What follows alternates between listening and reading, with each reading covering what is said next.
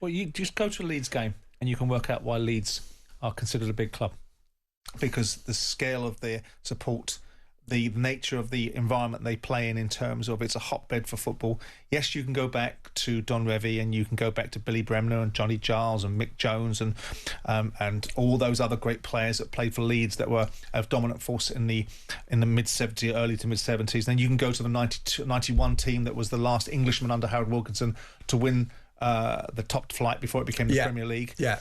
But when you've been there and played it and you see the scale of that football club, you know that this is a big club. It's a big club, but there's no divine right to be a Premier League club. Nobody has a divine right. I mean, Nottingham Forest were out of the Premier League for 23 years after being European champions.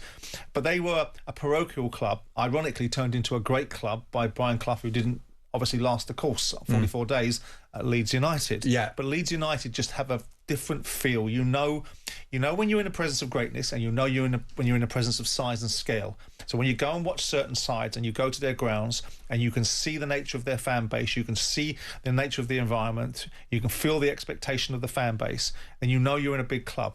Yeah. And I always describe Elland Road. It's not the nicest stadium, but I've always felt it's the most intimidating stadium. And the fans with that great big stand that goes up are at you. Yeah. And that was even when they were a League One club. I remember taking us down there and we got smashed by Leeds in the Cup. And we put out a second string team, but we still got smashed.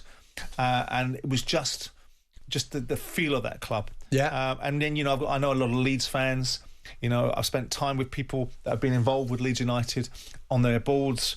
I know people that were very significant in that part of the world. I know it's a big club.